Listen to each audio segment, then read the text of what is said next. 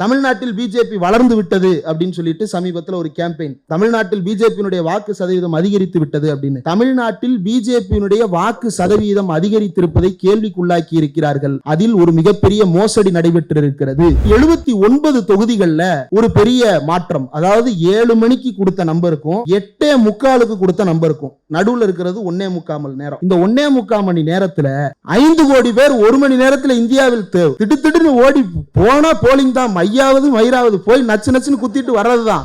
ஏன் மை வந்து கொஸ்டின் ஆகுது அப்படின்னா இதெல்லாம் மை வைக்காத ஓட்டு தான். விஜயசங்கர் சார் ரொம்ப நாளாக மருத்துவ சிகிச்சையிலிருந்து இன்று அதிலிருந்து அந்த நோய்மையிலிருந்து 100% முழுமையாக குணமடைந்திருக்கிறார் அப்படின்ற அந்த செய்தியையும் அனைவருக்கும் இந்த நேரத்தில் தெரிவித்துக் கொள்கிறேன். அவருடைய தனிப்பட்ட வாழ்க்கையை தவிர பொது விவகாரத்தில் ஒரு பொது கூட்டத்தில் கலந்து கொள்வது இதுதான் முதல் முறை நினைக்கிறேன். Thank you sir. அவர் எழுதிய அவருடைய டிரான்ஸ்லேஷன் தான் இந்தியாவில் ஃபர்ஸ்ட் இந்தியன் லாங்குவேஜுக்கு வந்த மொழிபெயர்ப்பு. The crooked timber of new India, Parakala Prabhakar அவர்கள் எழுதிய அந்த புத்தகத்தை தமிழில் முதல்ல இந்தியம் நாம் விட்டு தள்ளிவிட்டு நாம் மனிதர்களாக இயங்க வேண்டும் என்று நினைக்கிறோமோ அந்த மிருக உணர்வுகளை நமக்குள் இருந்து பிஜேபி தூண்டி கொண்டிருக்கிறது. அதற்கு எதிரான யுத்தமாகத்தான் இந்தியாவின் எதிர்காலம் இருக்க போகிறது என்று அவர் குறிப்பிட்டிருந்தார். இதை தமிழ்நாடு நீண்ட காலமாக சொல்லிக் கொண்டிருக்கிறது. மனிதனுக்குள் இருக்கக்கூடிய மிருக உணர்ச்சியை தூண்டி கொண்டிருக்கிறது. பிரிவினை காலத்தில் இருந்த மோசமான உணர்வுகளை மீண்டும் தூண்டக்கூடியதாக அது மாறி இருக்கிறது. இந்த உணர்வுகளை இந்தியர் மனதிலிருந்து அகற்றி எறிவது அவ்வளவு சுலபமான காரியமாக இருக்க போவது கிடையாது என்று அவர் தன்னுடைய நூலில் குறிப்பிட்டிருந்தார். அது மிகவும் பொருத்தமான ஒரு விஷயமாகத்தான் இருக்கிறது இந்த நேரத்தில் குறிப்பிடுவதற்கும் கூட. மிருகத்தனமான உணர்வுகளை மட்டுமல்ல, மிருகத்தனமான மோசடிகளையும் பிஜேபி தொடர்ச்சியாக அரங்கேற்றிக் கொண்டே இருக்கிறது. மத்துர் சத்யா அந்த மோசடிகளை பெரிய பட்டியலாக துறைவாரியாக பகுத்தறிந்து கூறினார். இந்த தேர்தல் ஓட்டு, அந்த தேர்தல் ஓட்டு அப்படின்ற இடத்துல மட்டும் எவ்வளவு மோசடிகள் நடைபெற்று இருக்கிறது அப்படின்றதை எடுத்து பார்த்தால் அந்த எண்ணிக்கைகள் ஆச்சரியத்தை ஏற்படுத்துவதாக இருக்கிறது. தமிழ்நாட்டில் பிஜேபி வளர்ந்து விட்டது அப்படின்னு சொல்லிட்டு சமீபத்தில் ஒரு கேம்பெயின், இவர் வந்ததுக்கு பிறகு நாங்க பெரிய அளவுக்கு வளர்ந்துட்டோம், தமிழ்நாட்டில் பிஜேபியினுடைய வாக்கு சதவீதம் அதிகரித்து விட்டது அப்படின்னு விஎஃப்டி வெளியிட்டிருக்கக்கூடிய அறிக்கையில் தமிழ்நாட்டில் பிஜேபியினுடைய வாக்கு சதவீதம் அதிகரித்திருப்பதை கேள்விக்குள்ளாக்கி இருக்கிறார்கள். அதில் ஒரு மிகப்பெரிய மோசடி நடைபெற்றிருக்கிறது. 23 தொகுதிகளில் போட்டியிட்டு தேர்ந்தெடுக்கப்பட்ட அந்த தொகுதிகளில் தில்லுமுள்ளுகள் அரங்கேற்றப்பட்டிருக்கின்றன என்பதை அவர்கள் முன்வைத்திருக்கிறார்கள். அந்த அறிக்கையிலேயே விரிவாக கொடுக்கப்பட்டிருக்கிறது. இன்னும் ஒவ்வொரு மாநிலத்திற்கும் இருக்கக்கூடிய ஓட்டர்ஸ் எப்படி இன்க்ரீஸ் ஆயிருக்கிறாங்கன்னு பார்த்தோம்னா 79 தொகுதிகளில் ஒரு பெரிய மாற்றம், அதாவது 7 மணிக்கு கொடுத்த நம்பருக்கும் 8:45 கொடுத்த நம்பருக்கும் நடுவில் இருக்கிறது 1.25 மணி நேரம். இந்த 1.25 மணி நேரத்தில் இந்தியர்கள் 5 கோடி பேர் ஓடி போய் ஓட்டுக்களை சரமாரியாக குத்தி இருக்கிறார்கள் வாக்குச்சாவடியில். 5 கோடி பேர் 1 மணி நேரத்தில் இந்தியாவில் திடுத்திடுன்னு ஓடி போனா போலிங் தான், மையாவது மயிராவது போய் நச்சு நச்சுன்னு குத்திட்டு வர்றதுதான். இப்ப ஏன் மை கொஸ்டின் ஆகுது அப்படின்னா இதெல்லாம் மை வைக்காத ஓட்டு தான் அப்படின்ற சந்தேகம் எங்களுக்கு வந்திருக்குல்ல. இப்ப கருவறைக்குள்ள போகலாமா வேண்டாமா அப்படின்னு கேட்டோம்னா என்ன சொல்றாங்க? அது சாங்டம் சாங்டோரம், அது புனிதமான இடம், அதனுடைய புனிதத்தன்மை கெட்டுவிடும் சொல்றாங்கல்ல. என்னுடைய ஓட்டு புனிதமானது இல்லையா? இந்த நாட்டை 5 ஆண்டுகள் யார் ஆட்சி செய்ய போகிறார்கள்? இந்த அரசியலமைப்பு சட்டத்தை யார் பாதுகாப்பாக எனக்காக வைத்திருக்க போகிறார்கள் என்பதற்காக நான் அளிக்கின்ற ஓட்டு என்பது புனிதமானது இல்லையா? அந்த புனிதமான ஓட்டை பற்றி இந்த நாடு எவ்வளவு அக்கறைப்பட்டிருக்கிறது. காலையில் ஏர்போர்ட்டில் இருந்து வரும் பொழுது பரக்கல பிரபாகர் அவர்களோடு பேசி கொண்டு வரும்போது பங்களாதேஷ் பற்றி பேசும் பொழுது அங்க நடந்திருக்கிறத எப்படி பார்க்குறீங்க? இங்கே நடந்திருக்கணும். அந்த விமானம் இங்கிருந்து இஸ்ரேலுக்கு போயிருக்கணும், மாறாக டாக்காவில் இருந்து இந்தியாவுக்கு சேர்ந்திருக்கிறது இல்லையா? அது ஏன் இதை நாம் சிரித்து கிடக்கிறோம்? இப்படி நடந்திருக்க வேண்டும் என்ற பிரியம் எல்லோருக்கும் இருக்கிறது. ஆனால் அந்த பிரியம் வேகமாகவோ அல்லது களத்தில் செயல்பாடாகவோ மாறவில்லை என்றால் அதற்கு யார் பொறுப்பாளி? அரசியல் கட்சிகள் செய்யவில்லை, ஆம் செய்யவில்லை. இயக்கங்கள் போதுமான அளவுக்கு நம்மை திரட்டவில்லை, ஆம் திரட்டவில்லை. ஆனால் மக்களாகிய நாம் ஓட்டு போடுவதற்கு போயிருக்கிறோமே, அந்த ஓட்டு யாருக்கு போனது என்று தெரியாமல் திருடப்பட்டிருக்கிறதே. அந்த திருட்டுக்கு கோபம் வரமாட்டேங்குது. ஏன் வரமாட்டேங்குதுன்னா உங்க பாக்கெட்ல இருக்கிறத, இதுவும் அவரோடு காரில் வரும்போது அவர் சொன்ன உதாரணமே தான். உங்க பாக்கெட்ல 5000 ரூபாய் இருக்குன்னா அந்த 5000 ரூபாய் நீங்க அப்படியே யாரோ ஒருத்தர் எடுத்துட்டார் அப்படின்னா எவனோ திருடிட்டான் அந்த சந்தேகம் தான் வரும். ஒரு 500 ரூபாய் காணாம போச்சுன்னா இங்கேயோ விட்டுட்டோமோ, நம்ம தான் தப்பு பண்ணிட்டோமோ, வடக்கன் தப்பு பண்ணிட்டான், அவன் தான் சார் போய் ஓட்ட குத்திட்டு வந்துட்டான் அப்படி நம்ம நினைச்சிட்டு இருக்கோம் இல்லையா? இந்த நினைப்புக்குள்ளதான் பிஜேபி சர்வைவ் ஆயிட்டு இருக்கு. ஏன் காங்கிரஸால இதை கேள்வி எழுப்ப முடியல? ஏன் டிஎம்கேவால இதை கேள்வி எழுப்ப முடியல? ஏன் மற்ற கட்சிகளால் இதை கேள்வி எழுப்ப முடியல? நீங்க உங்க மாநிலத்தில் எப்படி ஜெயிச்சீங்க அப்படின்ற கேள்விக்கு அவங்க பதில் சொல்ல வேண்டியது வரும். தாராளமாக சொல்லலாம். சொல்ல முடியாத பதில் எல்லாம் கிடையாது. தேர்ந்தெடுக்கப்பட்ட தொகுதிகள்ல கோட்டான்னு ஒரு தொகுதி, அதுல இவர் 3வது தடவை ஜெயிச்சிருக்கிறாரு. யாரு? நம்ம சபாநாயகர் ஓம் பிர்லா. இப்ப இவர் கோட்டால தான் ஜெயிச்சாருன்றதே இப்பதான் தெரிய வருது. ஏன்னா இந்த நீட்டு பத்தி பேசும்போதெல்லாம் விவாதத்துக்கே எடுக்க மாட்டாங்க. ரொம்ப வருஷமா இதை நம்ம புரிஞ்சுக்கிடாமலே இருந்தோம்.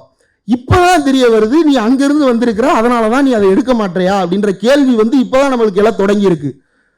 ஒரு ஆள் எங்கிருந்து வந்தாருன்னு கண்டுபிடிக்க 10 வருஷம் ஆயிருக்கு. இந்த 10 வருடம் என்பது மிகப்பெரிய காலகட்டம். இந்த 10 வருடத்தை நாம் எடுத்துக்கொண்டோம். ஆனால் இன்னும் எவ்வளவு 10 ஆண்டுகளை நாம் எடுத்துக்கொள்ள போகிறோம்? இன்னும் எவ்வளவு தசாப்தங்களுக்கு நாம் போராட போகிறோம்? சுதந்திர போராட்டம் 200 ஆண்டுகள் நடந்தது. அது போன்ற ஒரு போராட்டத்திற்கு தயாராகும்னு சொல்லிட்டு போறது ஈஸி. ஆனா அந்த 200 வருஷத்துல இந்தியா என்னவா உருக்குலைய போகிறது, தமிழ்நாடு என்னவாக சிதைவடைய போகிறது அப்படின்றதெல்லாம் ரொம்ப மனக்கண்ணால் நினைத்து பார்க்க முடியாத அளவுக்கு வேதனை தருவதாக இருக்கிறது. ஜெய்ப்பூர்ல 1615 ஓட்டுல கிட்டத்தட்ட 5 தொகுதிகளில் வெற்றியே மாறி இருக்கிறது. அந்த தொகுதிகள் எல்லாம் பல ஆயிரக்கணக்கான வாக்குகள், அந்த பல லட்சக்கணக்கான வாக்குகள், கிட்டத்தட்ட ஒரு தொகுதிக்கு எத்தனை ஓட்டுனா 1,17,181 ஓட்டு. இல்ல ஒரு மணி நேரத்தில் அது எப்படி 7 மணிக்கு மேல பரபரப்பா போய் ஓட்டு போட்டு இவ்வளவு ஓட்டு? இங்க ஒருத்தர் ஓட்டு போடுறது 1 நிமிஷம் ஆகுமா? 1 நிமிஷம் ஆகும்ல குறைந்தபட்சம். போன உடனே பேரெழுதி கையெழுத்தை போட்டு மைய வச்சு வெளியே அனுப்புறதுனாலும் 1 நிமிஷமாவது ஆகும் இல்லையா? அப்படி ஒரு நபர் கணக்கா போட்டா கூட மேத்தமெட்டிக்கலி இட் இஸ் இம்பாசிபிள்ன்ற அளவுக்கு 5 கோடி பேர் இந்தியா முழுவதும் 1 மணி நேரத்தில் போய் ஓட்டு போட்டிருக்கிறார்கள். இதுல தொகுதிகள் மட்டும் பாருங்க. ஒடிசாவில் 18, சத்தீஸ்கர்ல 5, தெலுங்கானால 3, மகாராஷ்டிராவில் 11 தொகுதிகள், ராஜஸ்தானில் 5, அஸ்ஸாம் 2, மேற்கு வங்கத்தில் 10 தொகுதிகள், பீகாரில் 3, அருணாச்சல பிரதேசத்தில் 1, ஆந்திராவில் 7, ஹரியானாவில் 3, குஜராத்தில் 1, கர்நாடகா 6, மத்திய பிரதேஷ் 3, கேரளா 1. இதுதான் ஜேப்படி. நீங்க 23 மொத்தமா கை வச்சீங்கன்னா மாட்டிப்பீங்க. அப்ப அங்கொன்றும் இங்கொன்றுமாக கை வைப்பது, இந்த வித்தையை அவர்கள் செய்திருக்கிறார்களா? செஞ்சுட்டாங்கன்னு சொல்லலையே, இப்படி செஞ்சிருக்கானான்னு கேட்கிறோம். கேட்கறதுக்கு தேர்தல் ஆணையத்திட்ட லெட்டர் கொடுக்கறதுக்கு போனா உள்ள விட மாட்டேங்கிறாங்க. சரி, ஒருத்தர் ஆர்டிஐ போட்டு கேட்கிறாரு, ரிட்டர்னிங் ஆஃபீஸர் எத்தனை பேர் போட்டீங்க, யார் யாரெல்லாம் ரிட்டர்னிங் ஆஃபீஸரா போட்டீங்கன்னு. அந்த டேட்டாவே எங்கள்கிட்ட இல்லைன்ட்டாங்க. தேர்தலை நடத்தினது யாருன்ற டேட்டா தேர்தல் ஆணையத்திடம் இல்லை. சமீபத்தில் நீட்டு வழக்கில் தான் பல பேருக்கு ஒரு கண் திறப்பு நடந்தது. என்னன்னா, இந்த என்டிஏ எக்ஸாமே நடத்துறது இல்லை. அவன் கொஸ்டின் பேப்பர் செட் பண்றதுக்கு ஒருத்தனை பிடிச்சு காசு கொடுப்பான், அதை நடத்துறதுக்கு ஒருத்தனை பிடிச்சு காசு கொடுப்பான், அதுக்கு ஐஐடி டைரக்டர் ஒருத்தரை டெபியூட் பண்ணிடுவான். இவன் வேலையே என்னன்னா மேவேலை பார்க்கறது, தள்ளு தள்ளு தள்ளு தள்ளு தள்ளு தள்ளு. இந்த தள்ளு தள்ளு வேலையை தான் தேர்தல் ஆணையமும் பார்த்ததா அப்படின்ற சந்தேகம் இருக்குல்ல. இந்த சந்தேகத்தை நிவர்த்தி பண்ணணும்ல. நான் அளித்த வாக்கினுடைய புனிதத்தன்மை உறுதி செய்யப்பட வேண்டும் இல்லையா? அந்த உறுதி செய்யும் வேலையை தேர்தல் ஆணையம் செய்ய வேண்டும் இல்லையா? செய்ய மாட்டேங்கிறாங்க. இதை கோர்ட்டுக்கு கொண்டு போனா சந்திரசூட் என்ன சொல்றதுன்னு தெரியல. அப்படி ஒரு அழகா வருவாரு நம்ம சாலமன் பாப்பையா, திண்டுக்கல் லியோனி அவர்களெல்லாம் ஒரு 10 நாள் சந்திரசூட் பெஞ்ச் ஹியரிங் கேட்கணும். அப்படி ஒரு அற்புதமான ஒரு நடை. எங்க ஆரம்பிச்சு எங்க போகுதுன்னு தெரியாது.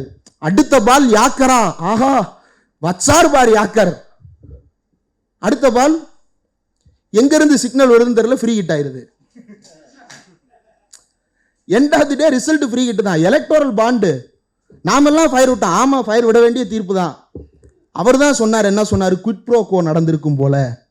நீங்க தானே சொன்னீங்க இங்கே ஏதோ பேய் நடமாட்டம் இருக்கு, பேயாவது இல்லாத ஒன்று. நீங்கள் என்ன சொல்கிறீங்க? இந்த பகுதியில் எவனோ ஒருத்தன் தினமும் போயிட்டு வர்றான், கால் தடம் இருக்கோன்னு எனக்கு சந்தேகமாக இருக்குது. அப்போ போகிறானா இல்லையான்னு ஒரு சிசிடிவியை போடணும்னு நம்ம கேட்போமா இல்லையா?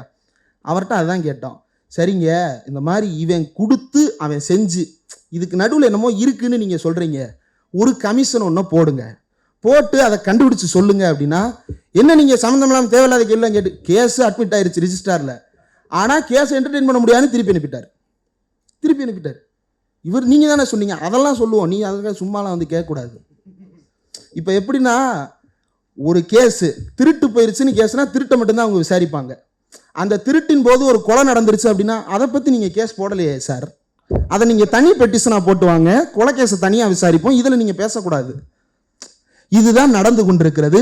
தேர்தல் ஆணையம் இந்த அளவுக்கு கூட அக்கௌண்டபிலிட்டி இல்லாமல் நம்ம எல்லாம் எதாலோ அடித்து விரட்டுவதற்கு பார்த்து கொண்டிருக்கிறது. நாம் வேடிக்கை பார்த்து கொண்டிருக்கிறோமா அப்படின்ற சந்தேகம் வருகிறது. இந்த வேடிக்கை பார்ப்பு என்பது தொடர்ந்து நிகழ்ந்துவிடக் கூடாது என்பதற்காகத்தான் இந்த கூட்டத்தை நாம் இங்கு நடத்தி கொண்டிருக்கிறோம். தீஸ்தாவாக இருக்கட்டும், இதை வெளியிட்டவர்களாக இருக்கட்டும், பெரிய அக்கறை எடுத்து இந்த வேலையை செய்திருக்கிறார்கள். ஆனா ரொம்ப சிம்பிள் தான், எக்ஸல் சீட்ல போட்டா வந்துருது, கூட்டல் போட்டு பார்த்தோம்னா தெரிஞ்சிருது. ஆனா 3 குமாரசாமிகள் இருக்கும் பொழுது அந்த கூட்டல் கணக்கு அவர்களுக்கு புரியாது என்பதுதான் இந்தியாவின் விசித்திரமாக இருக்கிறது. இந்த குமாரசாமிகளுக்கு புரிய வைப்பதற்காக தமிழ்நாடு இந்த கூட்டத்தை நடத்தி கொண்டிருக்கிறது. இந்த கூட்டம் இனி தமிழ்நாடு முழுக்கவும் பரவ வேண்டும்.